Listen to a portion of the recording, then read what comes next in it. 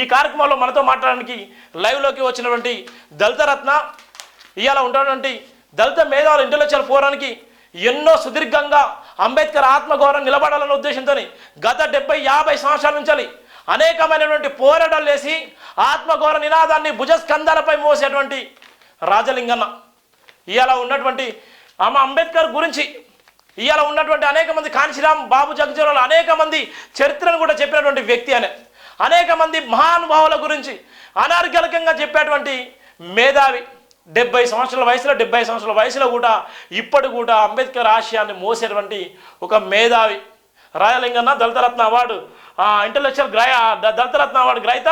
ఇలా ఉన్నటువంటి ఏ అయితే దళితరత్న అవార్డుకి రూపం పోల్చినటువంటి వ్యక్తి కూడా ఇలా రాజలింగనే. మనతో జైభీం దినపత్రిక వార్తలు కానీ జైభీం టీవీ లైవ్లో కూడా రాబోతున్నాడు అన్న. ప్లీజ్ వెల్కమ్ రాండి. జైభీం.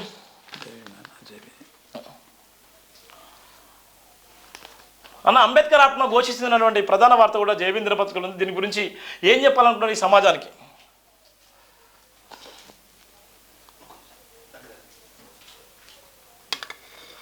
భారతదేశ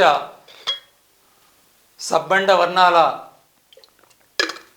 మేధావులారా, సాహితీవేత్తలారా, రాజకీయ నాయకులారా,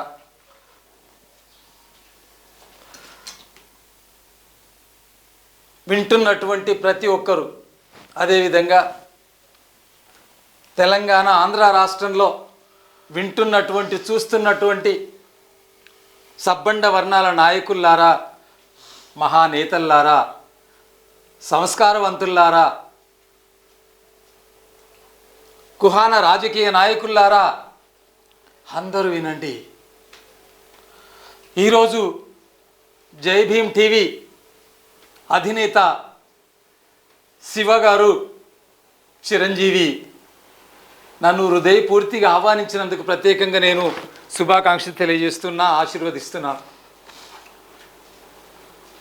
ఈరోజు మనందరికీ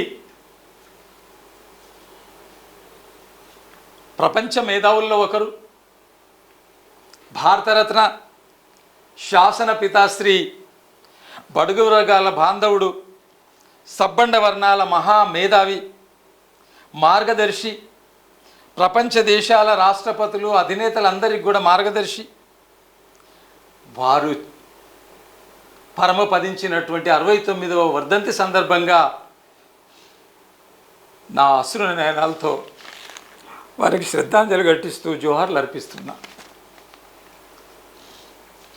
ఇంతకుముందు మీరు చెప్పినటువంటి అంబేద్కర్ ఆత్మ ఘోషిస్తుంది, ఇది ప్రమాణమైన మాటగా చెప్తున్నా.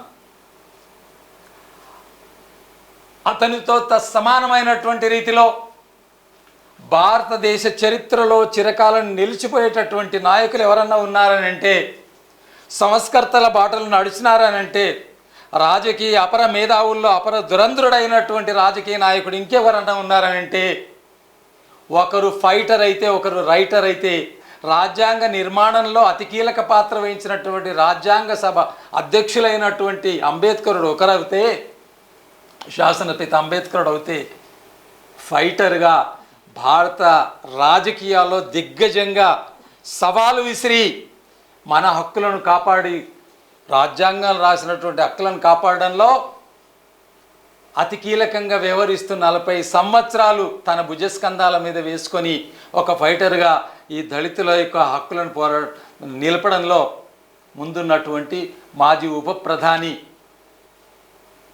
బాబు జగజీవన్ రామ్ గారు. ఇద్దరు, ఒకరు కుడి కన్ను అవుతే ఒకరు ఎడమ కన్ను.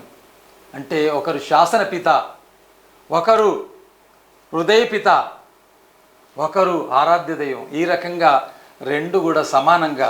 కానీ ప్రపంచ మేధావుల్లో ఒకడైనటువంటి అంబేద్కర్కు జగజీవన్ రామ్ సాటి రాడు అనేటటువంటి మాట ఏదైనా ఉంటే, భారతదేశంలో ఆయనకి మించినటువంటి ఇంకొక నాయకుడు ఇంకెవరన్నా తను పోయిన తర్వాత ఉన్నాడని ఒక్కసారి గుండె మీద చేసుకుంటే, అందుకే నేను అన్నాను, బోధించు, సమీకరించు, పోరాడు, గత చరిత్ర తిరగరాసి సాధించు, సాధించు, బోధించు, అగ్రవర్ణకు తంత్రాల వలయమది, ఛేదించిన అగ్రగామి సమరమిది, దళితోద్యమ అగ్నిజ్వాల రగిలించి వెళ్ళినా చిరంజీవి ధన్యజీవి అంబేద్కర్ యుగం విధి.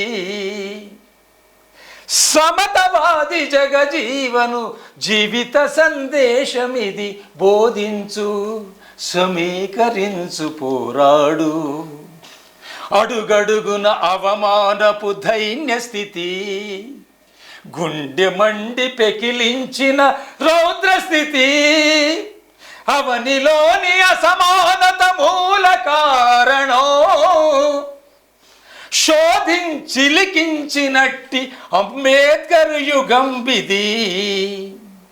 సమతవాది జగజీవను జీవిత సందేశమిది, బోధించు సమీకరించు పోరాడు అని చెప్పుకుంటూ అంబేద్కర్ ఇచ్చినటువంటి ఒక మహాయజ్ఞం ఉంది.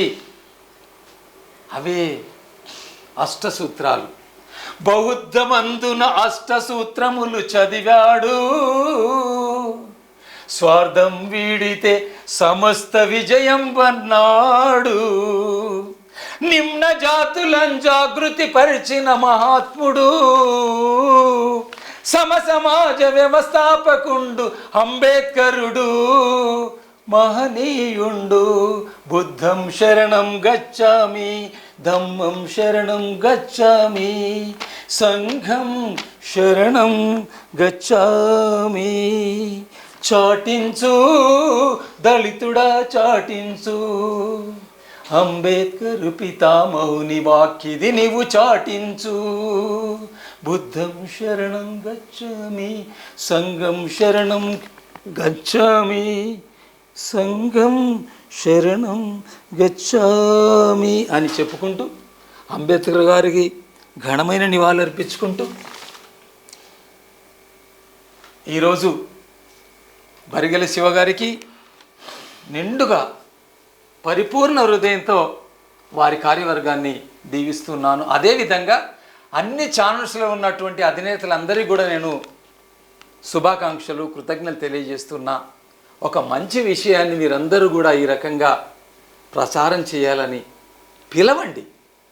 సబ్బండ వర్ణాలను ప్రేమించే, ఆరాధించే మేము మమ్ములను గుర్తించండి.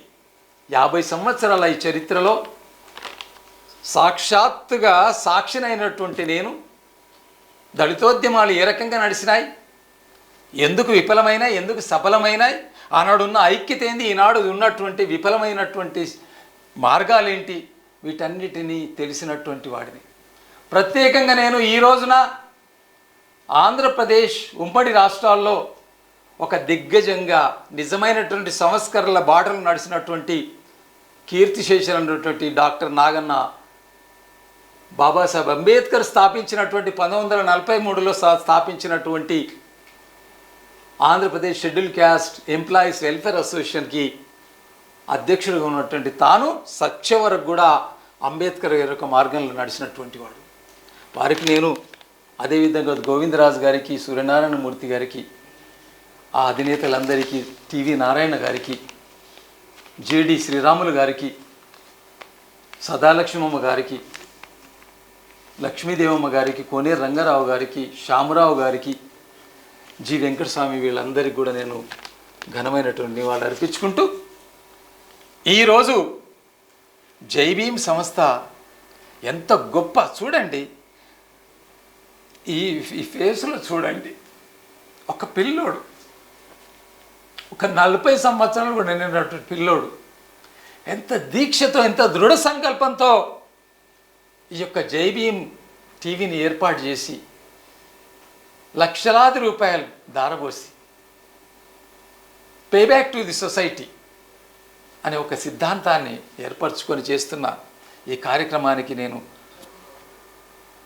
తలవంచి మిమ్మల్ని అడుగుతున్నా, సాయపడండి.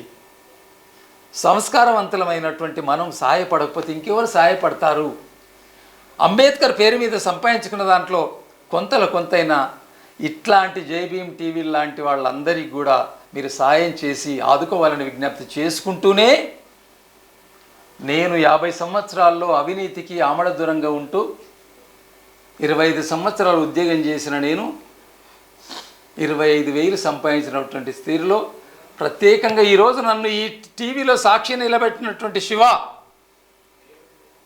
వింటున్నటువంటి ప్రజానీకమా, వింటున్నటువంటి మహానాయకులారా, నేతల్లారా, ప్రొఫెసర్ ప్రభంజన్ యాదవ్ లాంటి, ఆర్ కృష్ణయ్య లాంటి, జేబీ రాజు లాంటి,